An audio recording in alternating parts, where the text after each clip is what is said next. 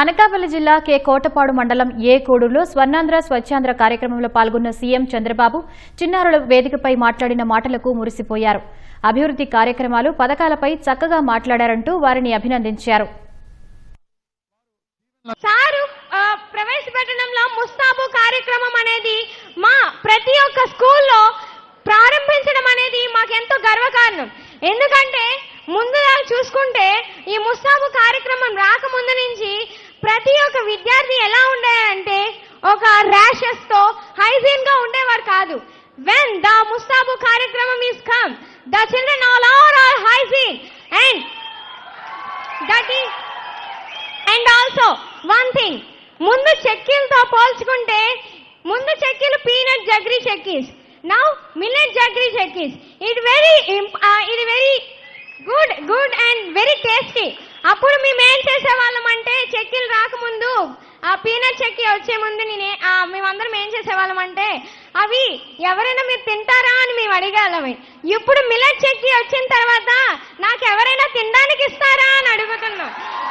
It is very tasty and delicious chikki sir, and I am very proud of you sir, because always supporting in all sectors, mainly in education sir. And also my mother and father wishes sir, ఎప్పుడైతే మీ దగ్గర వచ్చి ఇలా మాట్లాడతానో, ఎప్పుడు ఇలా నేను ఇక్కడికి వచ్చి మీతో మాట్లాడతానో, ఎప్పుడు ఇలా స్పీచ్ మీ ముందు చెప్తానో అని మా మమ్మీ వాళ్ళు కోరుకునేవారు. ఇప్పుడు ఆ విషయం అనేది మా మమ్మీ వాళ్ళు చూస్తుండగానే నేను గ్రాండ్ చేసుకున్నాను. ఇది నాకు ఎంతో గర్వకారణం సార్. మీ ముందు ఇలా మాట్లాడడం అనేది నాకు ఎంతో గర్వకారణం సార్. ఈ అవకాశం ఇచ్చిన మీకు నా ధన్యవాదాలు సార్. నా పేరు రాయవరపు లోకేష్. నేను జిల్లా పరిషత్ ఉన్నత పాఠశాల అలమండ కోడూరులో 10వ తరగతి చదువుతున్నాను.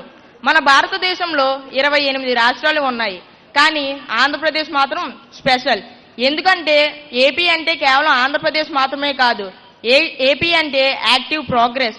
పోలవరం లాంటి జాతీయ ప్రాజెక్టును, అమరావతి లాంటి రాజధానిని పూర్తి చేస్తున్న రాష్ట్రం మనది. మన భారతదేశానికి అన్నం పెడుతున్న రాష్ట్రం మనది. ఇది మనకు ఎంతో గర్వకారణం. ఒక సాధారణ నాయకుడు రోడ్డు వేస్తాడు, కానీ ఒక గొప్ప నాయకుడు భవిష్యత్తుకి దారి వేస్తాడు. అలాంటి గొప్ప నాయకుడు మన నారా చంద్రబాబు నాయుడు గారు. 1995లో కంప్యూటర్ అంటే తెలియని రోజుల్లో హైదరాబాద్ను సైబరాబాద్గా మార్చిన గొప్ప నాయకుడు. ఇప్పుడు లక్షల మంది యువతకు ఐటీలో ఉద్యోగాలు వచ్చాయంటే దానికి కారణం చంద్రబాబు గారే. ఇప్పుడు భారతదేశంలో మొట్టమొదటిసారి అమరావతిలో క్వాంటమ్ వ్యాలీని కడుతున్నారు. ఒక క్వాంటమ్ కంప్యూటర్ సాధారణ కంప్యూటర్ కంటే 1000 రెట్లు వేగంగా పనిచేస్తుంది. హైదరాబాద్ను సైబరాబాద్గా మార్చినట్టు ఇప్పుడు మన అమరావతిని క్వాంటమ్ వ్యాలీగా మార్చనున్నారు.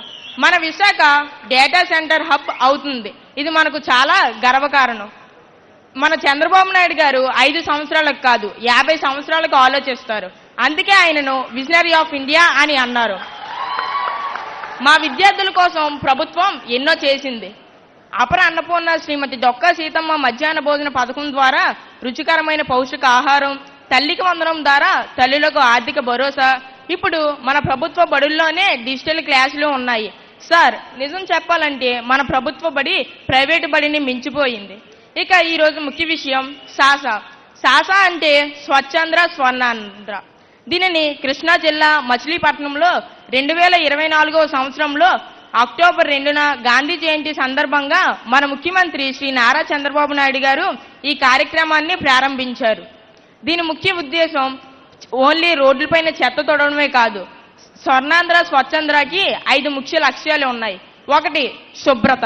మనం మన ఇంటిని, మన వీధిని, మన ఊరిని పరిశుభ్రంగా ఉంచుకోవాలి. 2, ప్లాస్టిక్ నిషేధం. మనం సింగిల్ యూజ్ ప్లాస్టిక్ ను పూర్తిగా నిషేధించాలి. 3, చెత్త నుండి సంపద.